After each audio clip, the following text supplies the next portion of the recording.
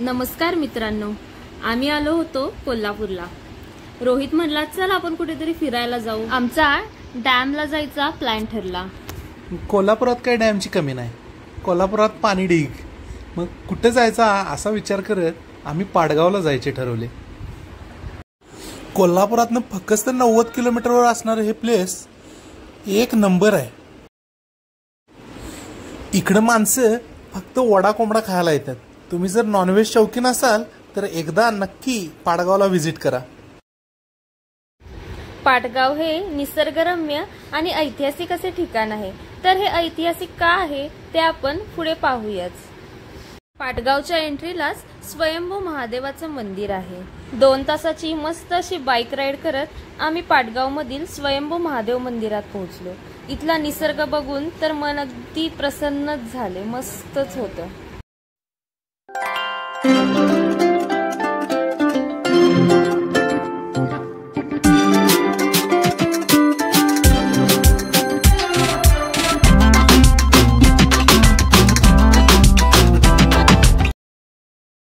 महादेवाची ही पिंड स्वयंभू आहे। महादेवाचं दर्शन घेऊन आम्ही निघालो मधाचं गाव म्हणून ओळखलं जाणाऱ्या पाडगाव हे गाव एक्सप्लोअर करण्यासाठी। तर या गावाला मधाचे गाव म्हणून का ओळखले जाते, तर या गावाला सह्याद्रीची खूप मोठी रेंज लागलेली आहे।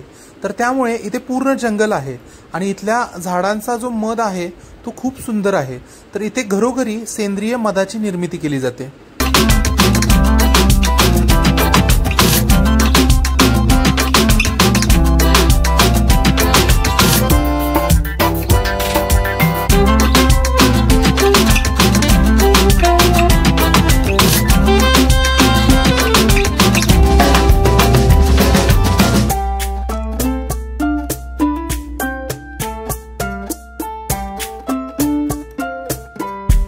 आम्ही आता पाडगाव मध्ये असणारा मौनी महाराजांचा मठ बघायला निघालेलो आहोत। मौनी महाराज हे उत्तूरवरून पाडगाव या गावी स्थित झाले।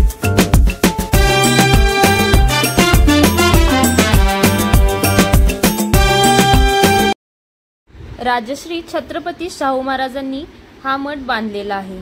मठाच्या प्रवेशद्वारावर सुंदर असे नक्षीकाम, कोरीव काम केलेले आहे।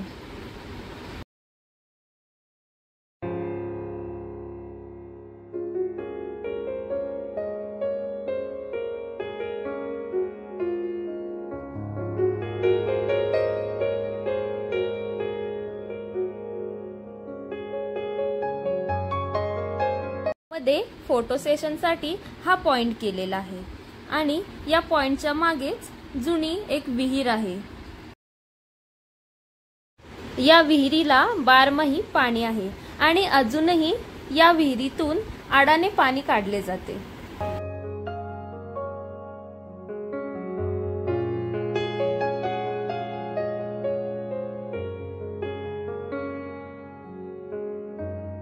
हे आहे मौनी महाराजांचे समाधीस्थान। तुम्ही पाहू शकताय जुन्या पद्धतीचं बांधकाम आहे जे छत्रपती शाहू महाराजांनी केलेलं आहे। हा आहे सभा मंडप। यामध्ये लाकडी खांब आहेत आणि त्यावरती सुंदर असे नक्षीकाम केलेले आहे। या ठिकाणाला ऐतिहासिक पार्श्वभूमी लाभलेली आहे। 1676 साली शिवाजी महाराजांनी दक्षिण दिग्विजय जी कर्नाटकची मोहीम होती त्या मोहिमेला जाण्याआधी मौनी महाराजांचे दर्शन घेतले।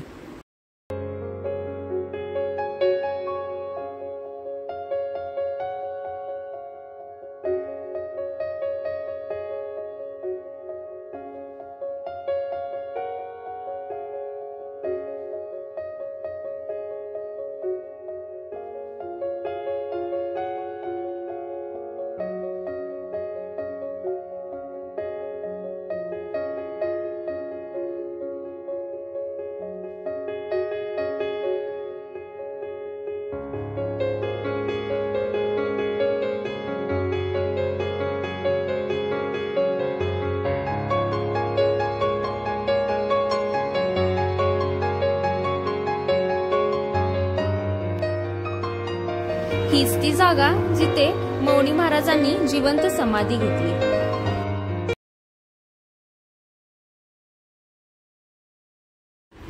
या समाधीचं दर्शन घेऊन आम्ही बाहेरचा परिसर पाहायला निघालो.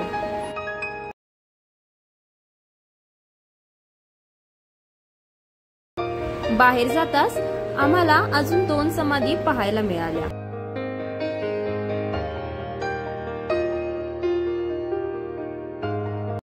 या 2 समाध्या मौनी महाराजांच्या शिष्यांच्या आहेत, म्हणजेच रामगिरी महाराज व तूर्तगिरी महाराज.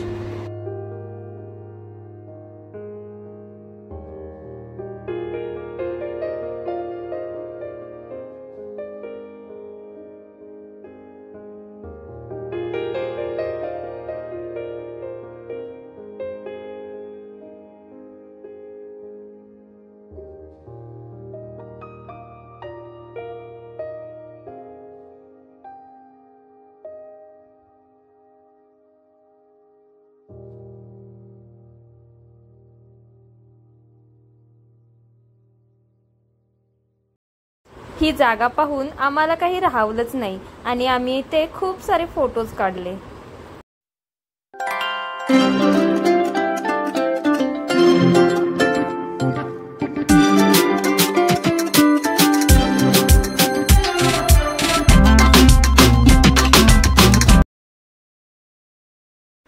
हीच ती जागा जिथे शिवाजी महाराजांनी मौनी महाराजांचे दर्शन घेतले.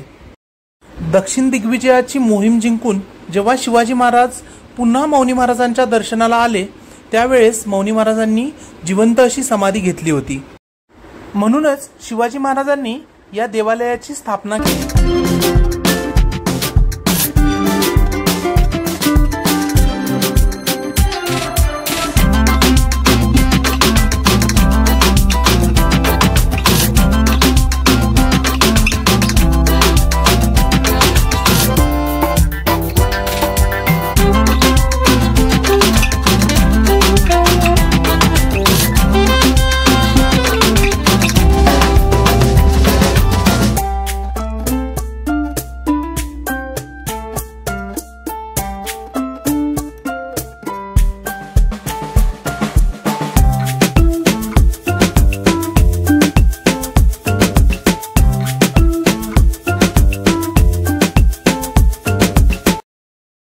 एवढं फिरून आम्हाला लागली भूक आणि आम्ही पोचलो या सदाबहार हॉटेलमध्ये. इथे पोचल्यानंतर आम्हाला कळाले इथले सगळेच पदार्थ होममेड आहेत. इथला चिवडा तरी अप्रतिम होता आणि तुम्ही पाहू शकताय शेंगदाण्याचे लाडू जे इथे स्वतः बनवतात. कशी आहे टेस्ट? नमस्कार दादा, काय काय आपल्याकडे? अच्छा, आणि ते सगळं तुम्ही स्वतः बनवताय का? अच्छा, आणि शेंगदाणा लाडूची किंमत किती आहे? 3 रुपये. अच्छा, आणि तो कशापासून बनतो? फक्त शेंगदाणा आणि त्याची लाईफ किती दिवस आहे? प्लास्टिक पॅक करून ठेवलं 1 महिना पण राहू शकतो. हां, ठेवलं तर तुम्ही 3 महिन्यापर्यंत 3 महिन्यापर्यंत राहू शकतो. फक्त पॅक ठेवायला पाहिजे. प्लास्टिकमध्ये पॅक ठेवा. ठीक आहे, चालेल. जरासा पोटाला आधार लावून आम्ही चाललो डॅम बघायला.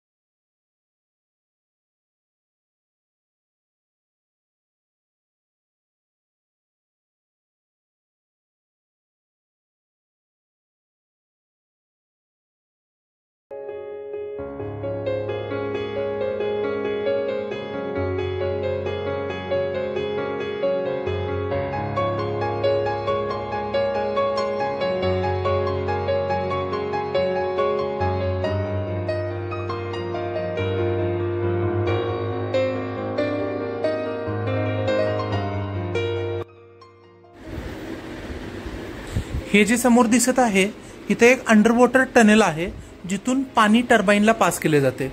इथे एक दरवाजा आहे जो मोटरच्या सहाय्याने उघडला जातो.